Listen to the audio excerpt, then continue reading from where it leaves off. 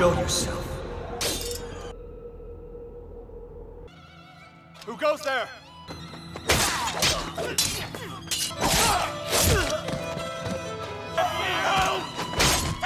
It was naive ideal.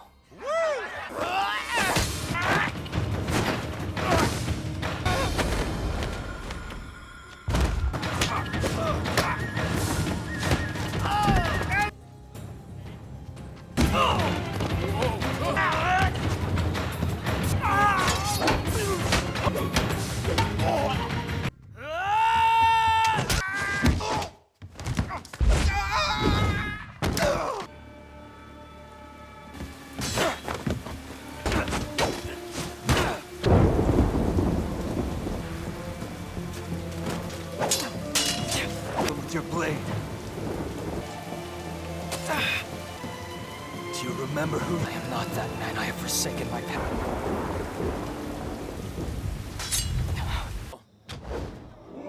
The ground with it easy.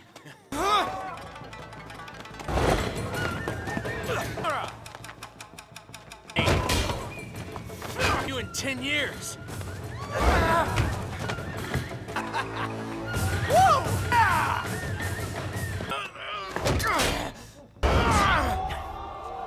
You would work for a man like that?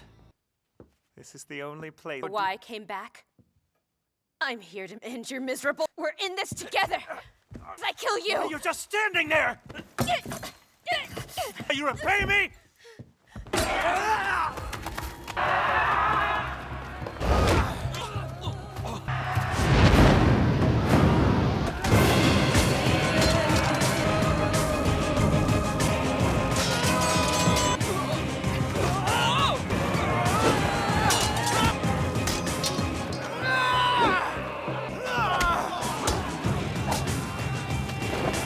Battosai Himura! Living on my land like this? Go! There's plenty more where that strike the killing blow and the whole fort!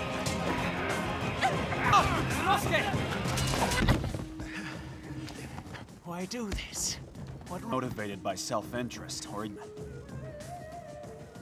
Get the thing ready! Business! You can't be too careful!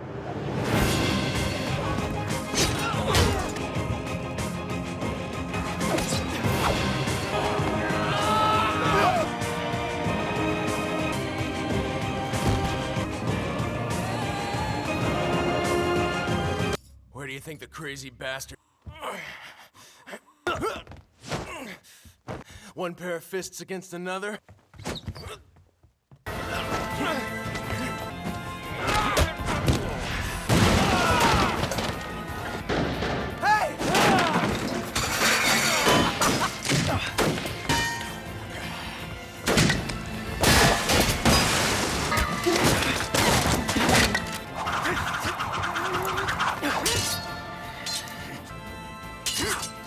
How not to kill.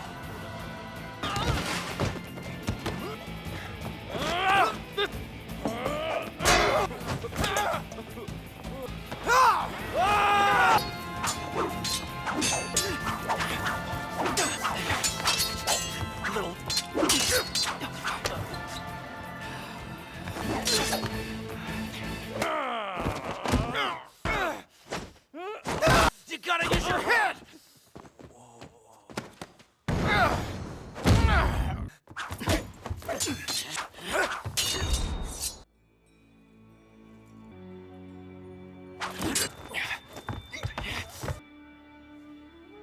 think this is going to end without killing.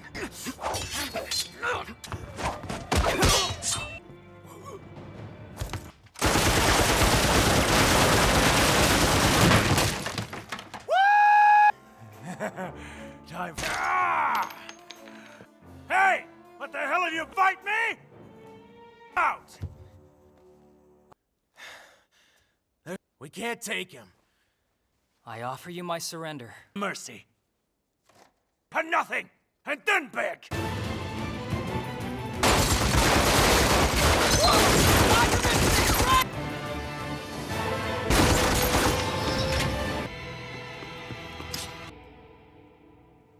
Battosai.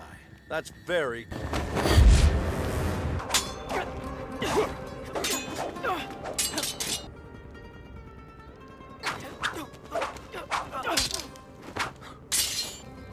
Kenshin!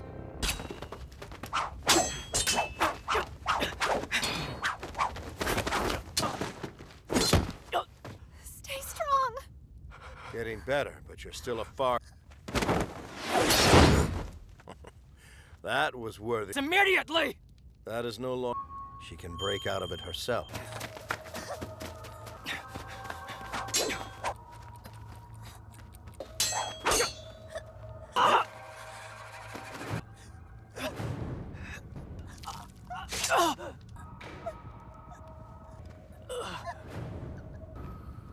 No more playing.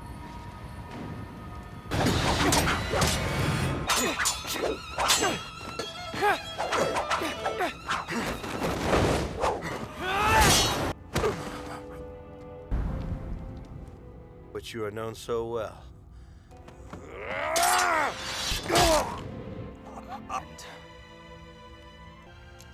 To end your life. Hey guys, today we're diving headfirst into the action-packed world of Rurouni Kenshin Part I Origins, the live-action adaptation that honestly punched way above its weight class.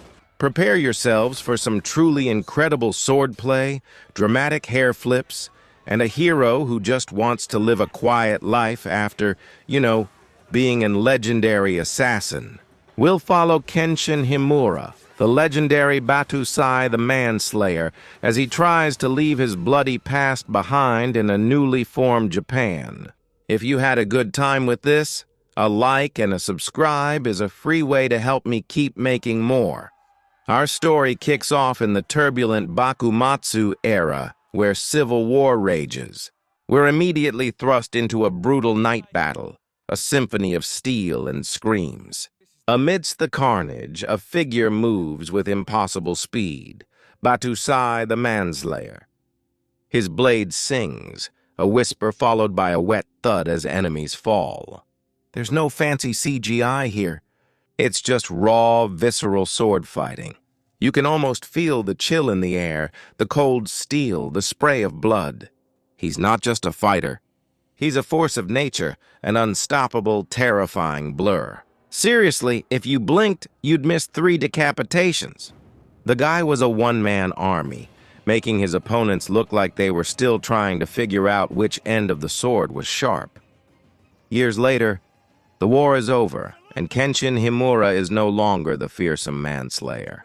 He's a gentle wanderer, traveling the land, trying to atone for his past. His iconic red hair is still there, but now he carries a Sakabatō, a reverse-blade sword that cannot kill. It's his vow not to take another life. His demeanor is quiet, almost melancholic, a stark contrast to the human hurricane we just witnessed. He's trying to be a good noodle now after all the bad noodle stuff. You almost forget this guy was slicing and dicing like a professional chef just moments ago. He's just a soft-spoken dude with a really fancy hair tie. Our hero Kenshin stumbles upon a dojo in trouble. Kaoru Kamiya, the fiery mistress of the Kamiya Kashin-ryu style, is desperately trying to protect her late father's legacy. Turns out some local thugs, led by a ridiculously named character, think they can just stroll in and take over. Kaoru, despite her small stature, has the spirit of a lioness, swinging a practice sword with conviction, even if it's totally useless against these goons. You can almost hear her inner monologue. I really hope a highly skilled reformed assassin happens to be wandering by right now. Spoiler alert, one is. Lucky break, huh? Just as things are about to get seriously out of hand for Kaoru, Kenshin casually walks in and, with a few effortless movements, disarms and fends off the thugs using only his sword's sheath. The metallic shink of his sheath blocking their blows is precise and swift. He's not even breaking a sweat. It's a beautiful display of control and skill, showing he doesn't need to draw his blade to be formidable. The thugs are utterly baffled. Their grunts of frustration are priceless. It's like watching a master chef carve a turkey with a butter knife. Technically harder, but oh so impressive. But wait, there's a problem brewing. Someone is impersonating the legendary Battosai, committing heinous acts and sullying his name. This fake Battosai is a brutal, indiscriminate killer, leaving a trail of bodies in his wake. The townsfolk are terrified, and Kaoru, hearing the rumors, wrongly believes Kenshin might be the culprit. It's a classic case of mistaken identity, but with much higher stakes than mixing up your coffee order. The clack of his sword on stone and the terrified screams paint a grim picture, creating a truly unsettling atmosphere. Talk about a bad reputation haunting you, even when you're trying to be a good guy. The accusation stings Kenshin, despite his calm demeanor. Kaoru, brandishing a kendo stick like a tiny, determined warrior, demands answers. The tension in the air is almost palpable. Kenshin, in his usual soft-spoken way, denies being the monster she describes, but his past makes her skeptical. It's a classic trust-no-one scenario, only this time the potential villain is incredibly polite and has amazing hair. She's really trying to use her detective skills here, which mostly involve yelling and waving a stick around. Bless her heart. Enter Sanosuke Sagara, a former Sekiho army member, now a street brawler for hire, wielding a sword so comically large it could probably fell a small tree. He challenges Kenshin, fueled by a deep-seated hatred for the Isshin Shishi, the revolutionary faction Kenshin once fought for. Their initial meeting is less, "How do you do?" and then more, "Let's try to murder each other in public." Sanosuke's booming voice and the sheer weight of his sword, which makes a loud scrape on the ground, create quite a spectacle. He's essentially a walking, talking wrecking ball with a grudge, and his choice of weaponry clearly indicates he skipped Subtlety Day at sword fighting school. Their fight is a beautiful ballet of brute force against nimble grace. Sanosuke's massive zanbato slices through the air with a terrifying whoosh, each swing capable of pulverizing bone. But Kenshin, light on his feet, effortlessly dodges and deflects, using the reverse blade of his Sakabatō to disarm his opponent without inflicting fatal wounds. The clatter of Sanosuke's massive sword hitting the ground is almost as loud as his ego getting deflated. It's a testament to Kenshin's vow and his incredible skill, proving that sometimes not killing someone is even more impressive. Sanosuke probably went home that night thinking, "How did a tiny dude with pretty hair beat me?" After a humbling defeat, Sanosuke, despite his initial animosity, slowly begins to warm to Kenshin. He might be a bit thick-headed, but he recognizes a true warrior when he sees one. He's still got that swagger, but now it's less, "I'm going to murder you," and more, "I guess I'll grudgingly help you." You annoying, powerful little man. The dynamics are shifting, forming an unlikely alliance. You just know this guy is going to be the comic relief and the muscle, because let's be honest, Kenshin needs someone to stand still and get hit sometimes. It's like when your arch-nemesis suddenly decides your shared enemy is worse. The plot thickens with the introduction of Megumi Takane, a skilled doctor trapped in a dire situation. She's been forced to synthesize opium for Kanryu Takeda, a ruthless industrialist and businessman with a penchant for evil.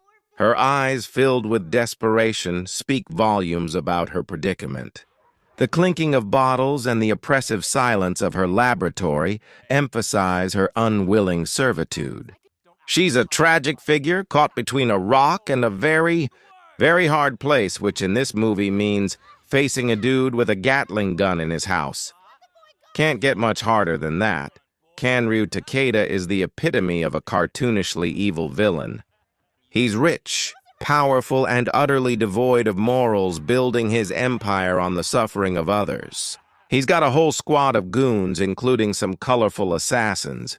Because apparently, having just normal bad guys isn't enough these days. His menacing laugh echoes through his opulent mansion, a chilling sound. He's the kind of guy who probably kicks puppies for fun, then buys a new puppy to kick. His sheer audacity makes your skin crawl, and his utter lack of remorse is truly unsettling. He's basically the capitalist villain who decided to dabble in mass murder. Megumi is forced to churn out the deadly opium, the clink of glass beakers and the quiet, desperate sighs being the only sounds in her dark, chemical-filled lab. This isn't just about a drug trade. It's about a man enslaving a brilliant mind for his own nefarious gains.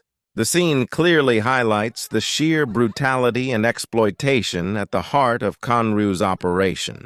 She's essentially a walking, talking ethical dilemma, being forced to make something that ruins lives.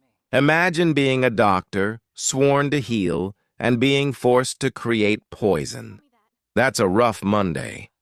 We finally meet the real culprit behind the fake Battosai attacks, Ginny Karu, a truly unsettling individual with a disturbing obsession with Kenshin and his past. He's not just an impersonator. He's a psychopath, relishing in the chaos and fear he creates. His sinister grin sends shivers down your spine. The scrape of his own unique sword on the ground as he moves is unnervingly quiet. He's a psychological monster, not just a physical one. He's essentially a fanboy, but the kind of fanboy who wants to force his idol to relapse into mass murder. Not the healthy kind of fandom, you know? Ginny, in his twisted game, targets Kaoru, using his unique technique, Shin no Ippo, to paralyze her, trapping her in a waking nightmare. Her gasps of fear and her desperate struggle against the invisible bonds are heart-wrenching. The unsettling silence of her paralysis, broken only by Ginny's chilling whispers, is truly horrific. He does this specifically to provoke Kenshin, to force the Manslayer to re-emerge. It's a truly diabolical plan, using someone Kenshin cares about as bait. That's like playing chess, but with actual human pawns and you're the only one who knows the rules. Seeing Kaoru in such agony, Kenshin's carefully constructed piece shatters. For a terrifying moment, the Manslayer returns, his eyes gleaming with a cold, murderous fury. The quiet snap of his resolve is almost audible. It's a primal scream of rage, silently expressed. This is the moment we've been building to, the breaking point where his vow to never kill is tested to its absolute limit. You can practically hear the inner struggle, the roar of the past trying to consume the present. It's like watching someone trying to keep a lid on a volcano. It's going to erupt. Kenshin unleashes a terrifying burst of speed and power, his movements becoming almost feral.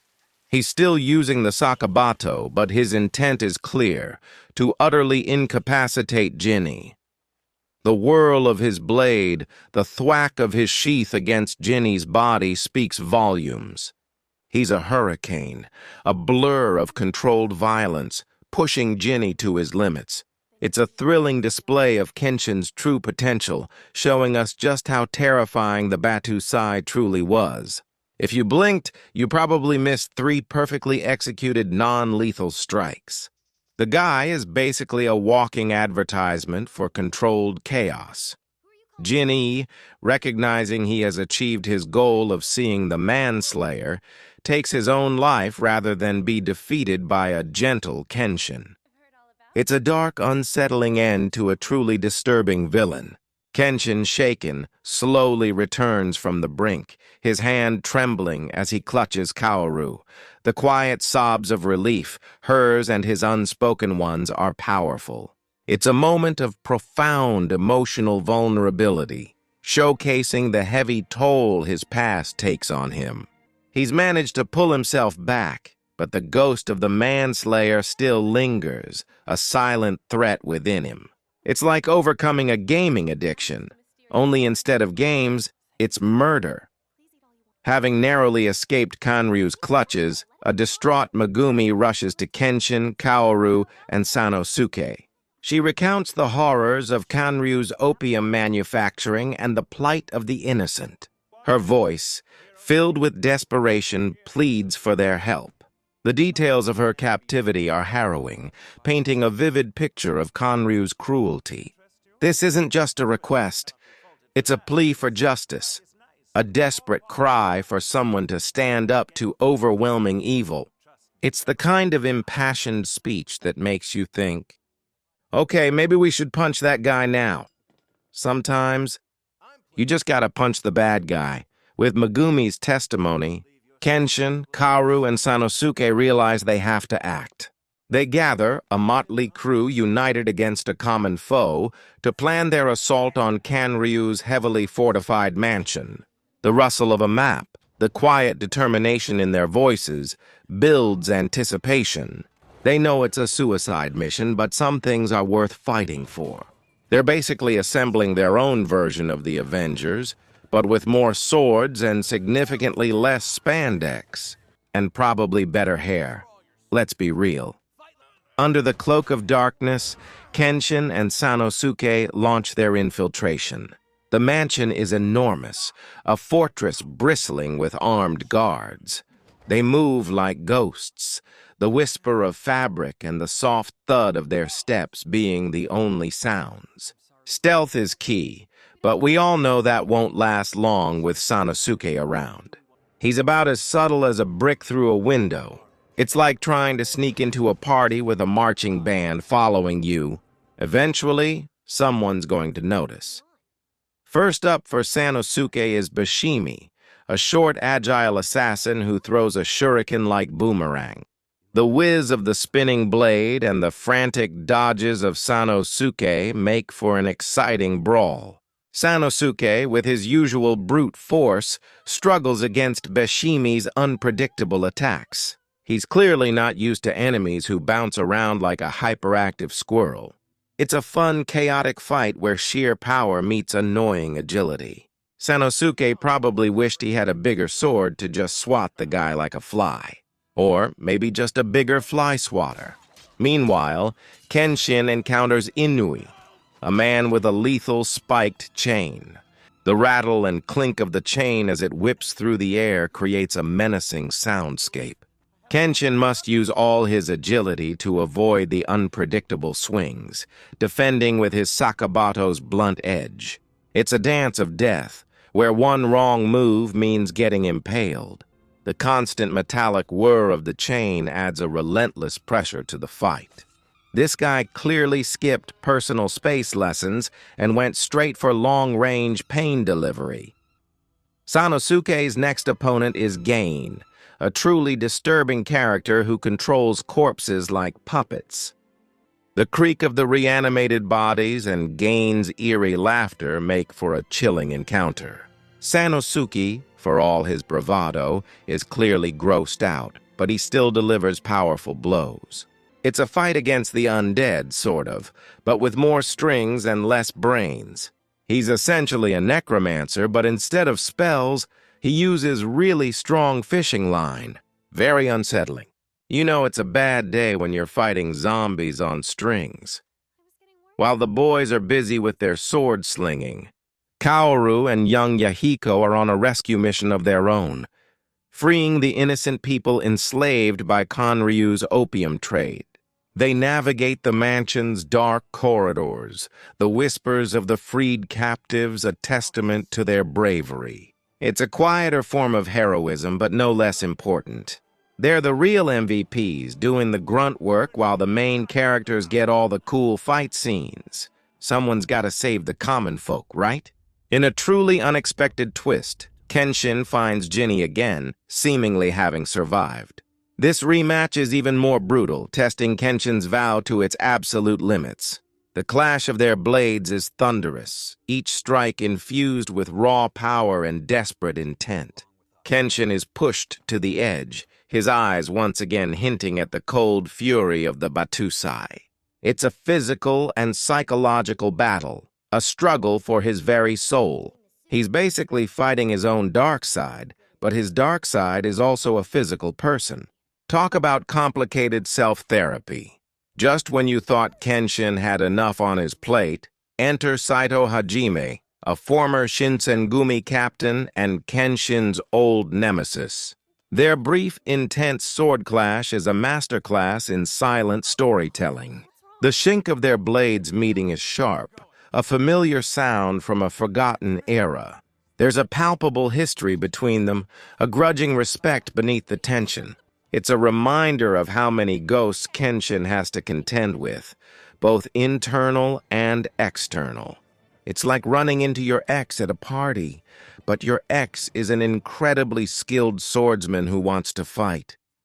It turns out Saito isn't just there for a reunion. He's working as a government spy, infiltrating Kanryu's organization. His poker face is impeccable, his movements precise. He's a man playing a very long, very dangerous game, observing Kenshin's actions with keen interest. The whisper of the wind around him as he watches from the shadows adds to his mysterious aura. So he's not just an old rival. He's also an undercover agent, multitasking at its finest, really. Just imagine the paperwork involved. Kenshin finally reaches Kanryu, but not before having to dispatch a horde of his remaining guards. It's a flurry of activity, the thwack of his Sakabatō, the grunts of the fallen, and the constant movement of Kenshin. He's still holding back, but his skill is undeniable, clearing the path with impressive speed. He's basically a human blender, but for bad guys, and he's not even using the sharp side. It's a reminder that even when he's trying to be gentle, Kenshin is still incredibly dangerous. Good luck, thugs. Cornered and utterly outmatched, Kanryu pulls out the big guns, literally, a massive anachronistic Gatling gun. The rat-a-tat-tat of the machine gun rips through the mansion, creating pure chaos. It's an absurd, over-the-top moment that perfectly encapsulates Kanryu's desperation and disregard for life. He's not just a bad guy. He's a bad guy with a giant bullet-spewing toy. It's like bringing a nuclear bomb to a knife fight, a completely unfair yet utterly cinematic advantage. And he probably bought it on Amazon Prime, knowing him, in a moment of incredible bravery or sheer stupidity. Depending on who you ask, Sanosuke leaps in front of Kenshin and Megumi, taking a full barrage of bullets from the Gatling gun. The thud of each bullet impact and his grunts of pain are gut-wrenching. He's a human shield, sacrificing himself for his newfound friends. It's a powerful moment of character development, showing he's truly become part of their makeshift family. He's basically a walking, talking bullet sponge, proving that sometimes the biggest muscle in the room is also the biggest heart. He earned some serious friendship points there. Seeing Sanosuke fall, Kenshin snaps, but this time, it's a controlled fury. He moves with impossible speed, a red blur dismantling the Gatling gun and delivering a powerful, non-lethal kick to Kanryu that sends him flying. The crack of the weapon breaking and the satisfying thwack of Kenshin's foot against Kanryu's smug face is just perfect. It's a display of absolute mastery, showing that even with his vow, he can be terrifyingly effective. Kanryu probably woke up the next day with a massive headache and an even bigger ego bruise. Served him right, honestly. With Kanryu defeated, the authorities finally arrive, apprehending the villain amidst the wreckage of his mansion. Saito, ever the professional, watches from a distance, his mission accomplished. Justice, or at least a version of it, is served. The quiet clink of handcuffs signifies the end of Kanryu's reign of terror. It's always satisfying to see the bad guy get his comeuppance, especially when he thought a Gatling gun would solve all his problems. Turns out it just made him look like a bigger idiot. Sanosuke miraculously survives the bullet wounds, thanks to Megumi's quick and capable medical attention. Her skilled hands work quickly, her quiet reassurances a soothing balm. It's a testament to her medical prowess and a lovely moment of vulnerability for Sanosuke. He's still a gruff brute, but you can see the appreciation in his eyes. He's basically got a new fan and a live-in doctor.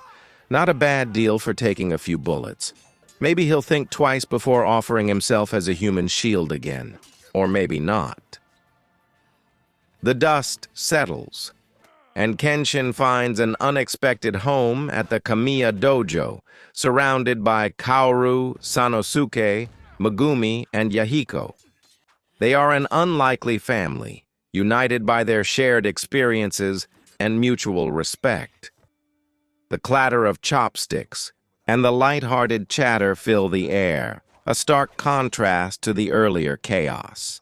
Kenshin, the lonely wanderer, has found a place where he belongs, a beacon of hope in a world still healing from war.